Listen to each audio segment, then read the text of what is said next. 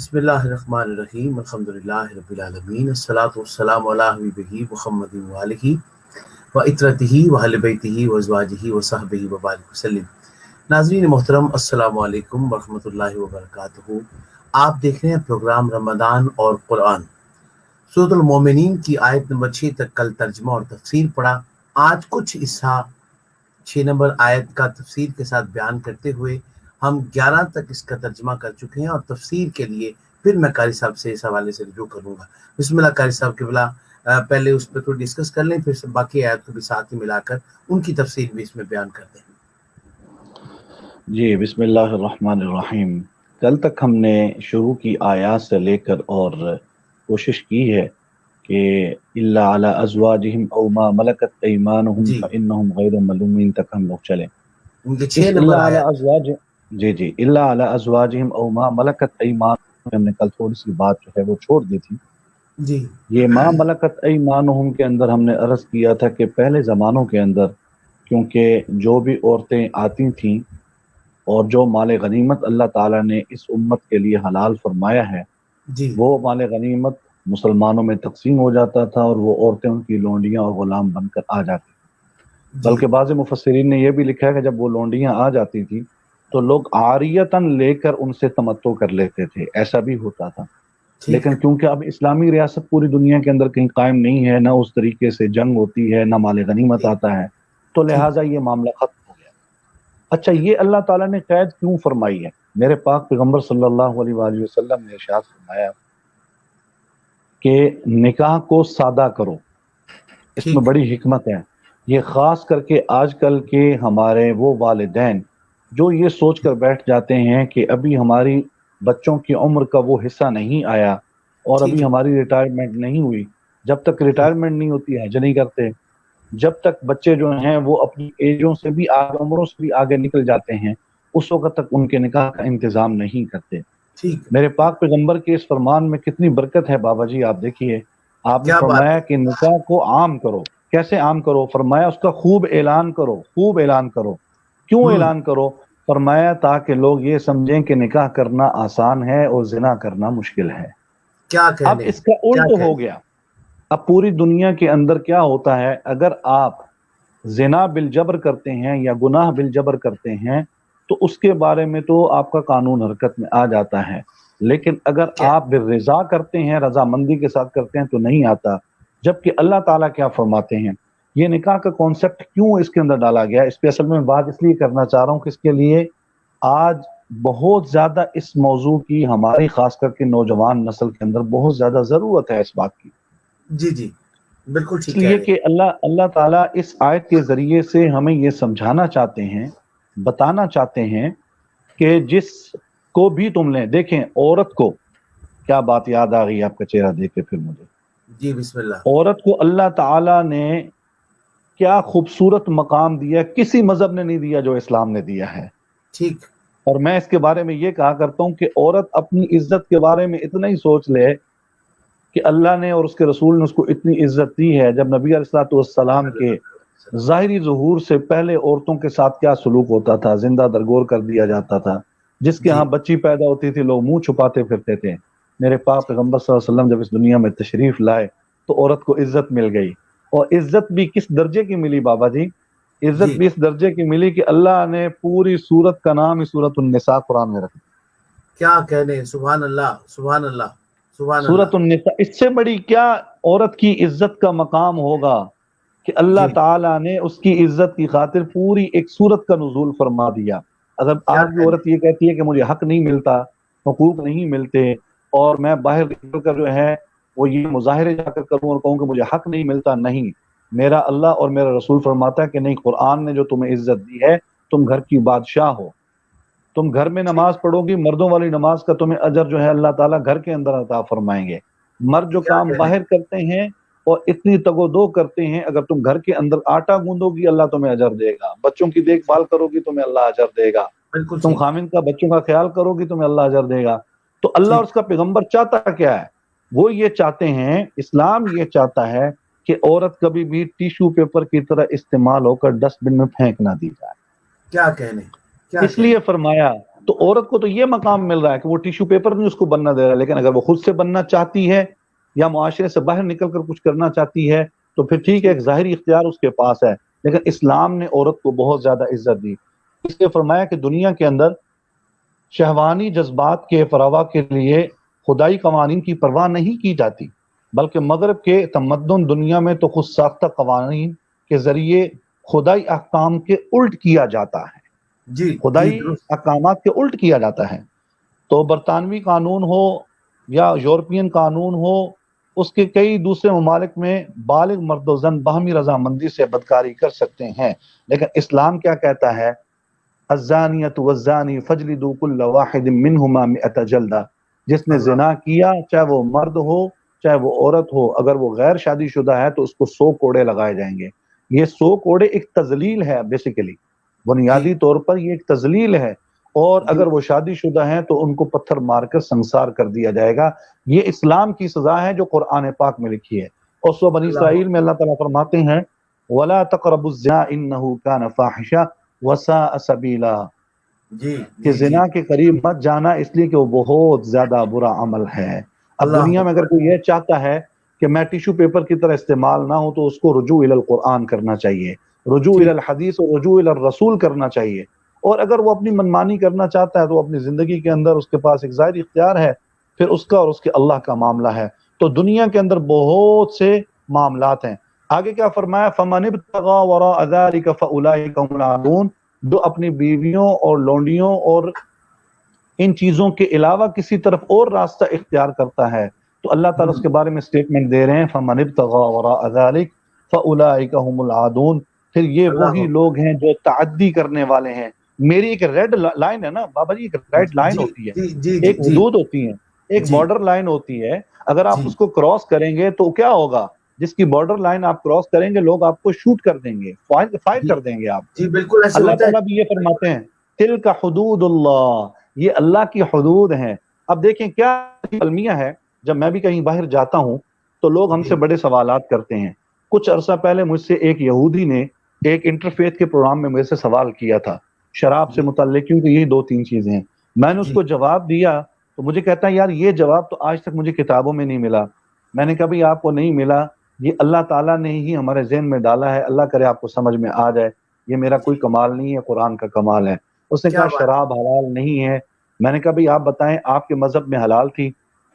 ایک بات۔ میں نے کہا اللہ کی کتنی نعمتیں ہیں، میرا قرآن تو یہ کہتا ہے وَإِن تَعُدُّوا نِعْمَتَ اللَّهِ لَا تُحْصُوهَا، اللہ کی اتنی زیادہ نعمتیں ہیں کہ آپ اس کا شمار نہیں کر سکتے، اتنی نعمتیں ہیں۔ اب اس پہ بات اگر کریں تو ہمارے کئی ایپیسوڈ ہو سکتے ہیں، لیکن میں صرف مثال دے رہا ہوں۔ جی مجھے یہ بتائیں اللہ تعالیٰ نے 98 چیزیں حلال قرار دی ہیں، اس پہ تم بات نہیں کرتے، صرف 2 چیزیں اس کے پیچھے کیوں پڑ گئے ہو؟ تم یہ کیوں نہیں کہتے کہ سیب کو کیوں حلال قرار دیا ہے؟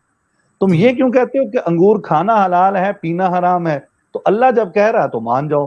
اللہ کہتا ہے گائے کھانا حلال ہے، اونٹ کھانا حلال ہے، بکری کھانا حلال ہے، بکرا کھانا حلال ہے، مرغی کھانا، اتنی چیزیں اللہ نے حلال تمہارے لیے پیدا کی ہے، خنزیر کے بارے میں کیوں بات کرتے ہو جب اس نے خود کہا ہے کہ یہ نجس ہے، یہ گندا ہے، اللہ کے ہاں جو بنائی اسی کی چیز ہے، لیکن اس کے بارے میں تو یہ اللہ کا آپ پہ کرم نہیں ہے کہ جس کی جو بنا کر اور اس کے اندر غلاظت ہے آپ کے لیے، اللہ تعالیٰ نے آپ کو before time before you are using اللہ تعالیٰ نے آپ کو بتا دی ہیں، تو آپ کو تو اللہ کا شکر ادا کرنا چاہیے۔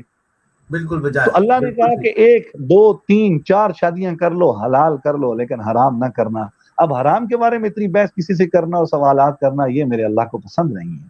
تو یہ اللہ کی حدود ہیں، تلک حدود اللہ فلا تقربوها، یہ اللہ کی حدود ہیں، ان کے قریب مت جانا، اس لیے کہ اس کے بعد اللہ کی ناراضگی شروع ہو جاتی ہے۔ اپنی حدود کے اندر رہنا، اس میں میرے اللہ کی رضا ہے۔ اگلی آیت جو ہے والذین هم لامانات وعهد راعون، جی یہ کیا چیز ہے؟ مفسرین نے بڑی خوبصورت بابا جی یہاں بات کی ہے، جو اپنی امانتوں اور عہد کے پابند ہیں۔ امانت ایک وسیع المعانی لفظ ہے، یہ کوئی عام لفظ نہیں ہے، ایک وسیع المعانی لفظ ہے۔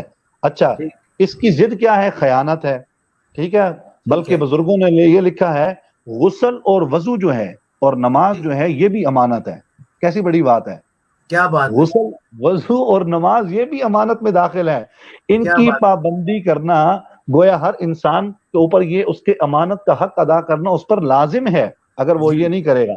اسی طریقے سے امانت کا مطلب یہ بھی ہے کہ آپ نے کسی کے ساتھ شراکت داری کی ہے، یہ بھی امانت ہے، ٹھیک ہے.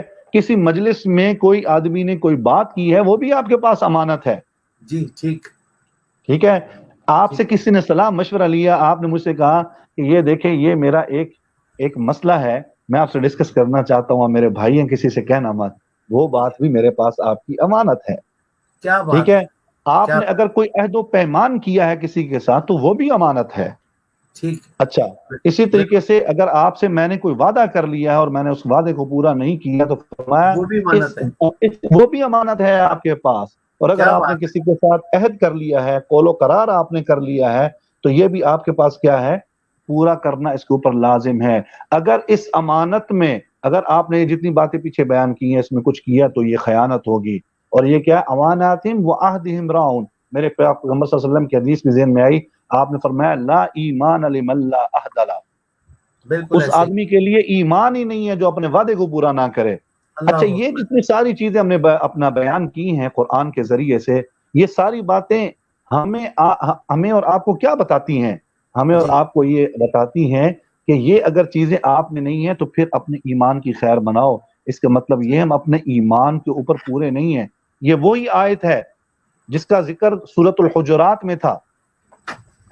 قُلْ لَمْ تُؤْمِنُوا وَلَكِنْ قُولُوا أَسْلَمْنَا وَلَمَّا يَدْخُلِ الْإِيمَانُ فِي قُلُوبِكُمْ. تم صرف اپنی زبانوں سے تو اپنے آپ کو مسلمان کہتے ہو، اس کا مطلب یہ ہے ایمان ابھی تمہارے دلوں میں داخل نہیں ہوا ہے بابا جی. ایمان تب داخل ہوگا جب اس کے اثرات تمہاری زندگی کے اندر اوپر نظر آئیں گے. آگے بڑی خوبصورت بات ہے، 2 آیتیں رہ گئی ہماری. وَالَّذِينَ هُمْ عَلَىٰ صَلَوَاتِهِمْ يُحَافِظُونَ. ٹھیک ہے، وہ لوگ ہیں، وہ لوگ کامیاب ہیں، لوگ ہیں جو لوگ اپنی نمازوں کی حفاظت کرنے والے ہیں. اس میں مجھے حضرت سیدنا عمر رضی اللہ تعالیٰ عنہ کی ایک بات یاد آئی. جب آپ امیر المؤمنین بنے تو آپ نے اپنے تمام تر گورنروں کو ایک خط لکھا اور اس خط کے اندر یہ لکھا کہ جس کی نماز پوری ہوگی اس کے تمام تر اعمال پورے ہوں گے. جس کی نماز پوری نہیں ہوگی اس کا مطلب یہ ہے کہ اس کے دیگر اعمال پورے نہیں ہیں. آپ دیکھیں جب آپ نماز کا ارادہ کرتے ہیں تو آپ کا بدن پاک ہو جاتا ہے. جب آپ نماز کا ارادہ کرتے ہیں آپ کے کپڑے پاک ہو جاتے ہیں. اور نماز پڑھنے سے آپ کا ذہن بھی پاک ہو جاتا ہے، آپ کا دل بھی پاک ہو جاتا ہے. نیچرلی سکون کا محسوس ہوتا ہے. بالکل ایسے جی، سکون محسوس ہوتا ہے. اور جو نماز کے ساتھ محبت کرنے والے ہیں، اور اللہ تعالیٰ نے سورۃ البقرہ میں کیا فرمایا، حافظوا علی الصلوات والصلاۃ الوسطی وقوموا للہ قانتین. دیکھیں بات یہ ہے درمیانی نماز کی حفاظت کرو. سید عائشہ صدیقہ طیبہ طاہرہ رضی اللہ تعالیٰ عنہ فرماتی ہیں اس وسطی سے مراد جو ہے وہ عصر کی نماز ہے. بالکل ایسے ہی ہے. عصر کی نماز جو ہے وہ سب سے زیادہ اہمیت کی حامل ہے. دنیا کے تمام تر مفسرین اور محدثین نے حضرت عائشہ رضی اللہ تعالی عنہا کے اس قول کو فوقیت دی اور آپ نے فرمایا جو آپ نے تفسیر فرمائی ہے وہی ہمارے نزدیک بھی ہے. تو نماز ایک ایسی چیز ہے، فجر آپ نے پڑھی، آپ سے کوئی بھول چوک اگر ہو گئی اللہ تعالیٰ زور کے صدقے معاف فرما دے گا. زور سے اثر آپ سے کوئی بھول چوک ہوئی اللہ تعالیٰ اس کے صدقے معاف فرما دے گا. اثر سے مغرب کو بھول چوک ہوئی اللہ تعالیٰ اس کے صدقے معاف فرما دے گا. مغرب سے عشاء کے درمیان میں کوئی بھول چوک ہوئی میرا مولا آپ کو اس سے معاف کر دے گا. تو اللہ آپ کے لیے بہانے اور چانسز جو ہیں لا کر آپ کی گود میں ڈال رہا ہے کہ یار آ جاؤ، حی علی الصلاۃ، حی علی الصلاۃ. مجھے یہاں پہ ایک صحابی کی بات یاد آئی، وہ حداد تھے، لوہے کا کام کرتے تھے. یہ میرے ان لوگوں کے لیے مجھ سمیت یہ پیغام ہے کہ جب اذان کی آواز آتی ہے تو ہمیں کیا کرنا چاہیے. حالانکہ ان کے کان میں اتنا صرف اللہ کی آواز آتی تھی، پورا اللہ اکبر اللہ بھی نہیں سنتے تھے. روایات میں آتا ہے کہ ان کے ہاتھ میں ہتھوڑا ہوتا تھا، اگر ان کے کندھے کی طرف ہوتا تھا تو وہ وہیں پر روک دیتے تھے، اس چوٹ کو بھی نہیں لگاتے تھے. فرماتے تھے میرے اللہ کا حکم آ گیا ہے. اور سیدنا علی رضی اللہ تعالی عنہ جو ہے وہ تو اللہ اکبر اللہ اکبر اللہ اکبر. سیدنا علی رضی اللہ تعالی عنہ جب اذان ہوتی تھی تو اذان کی وجہ سے آپ کو پسینہ آ جاتا تھا. کسی نے پوچھا کہ یا شیر خدا آپ کو پسینہ کیوں آ جاتا ہے؟ فرمایا جتنے بڑے قول کی طرف اللہ تعالیٰ نے جتنے بڑے عمل کی طرف مجھے بلایا ہے میں ڈرتا ہوں کیا میں اس کا عمل بھی پورا کر پاؤں گا یا نہیں پورا کر پاؤں گا. یہ خشیت الہی ہے، یہ خوف الہی ہے. اور اگر یہ تمام تر صفات اس بندے کے اندر پائی جائیں جو قد افلح المؤمنون سے لے کے والذین هم علی صلواتهم حافظون تک ہے تو اللہ تعالیٰ ان کو ایک خوشخبری دے رہا ہے، گڈ نیوز دے رہا ہے. اولئک هم الوارثون، یہی لوگ وارث ہیں. وہ کس کی وراثت ملے گی؟ مال کی نہیں ہے، جائیداد کی نہیں ہے. اللہ فرما رہے ہیں اس نے اپنے اچھے اعمال کیے میری رضا کے لیے, اس کی وراثت جو میں اس کو دوں گا اس کو دنیا کے اندر کوئی نہیں دے سکتا.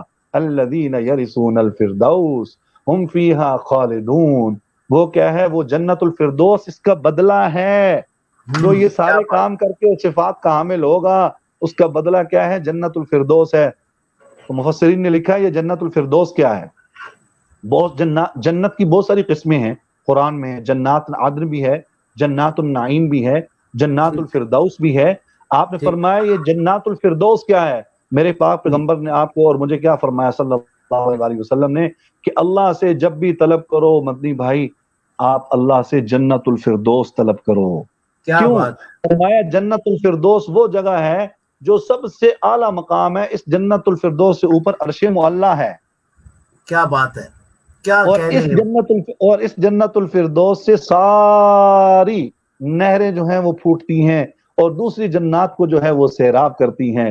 اس لیے اللہ سے جب بھی مانگو بڑی چیز مانگو, چھوٹی چیز نہ مانگو. کیا کہنے, کیا کہنے.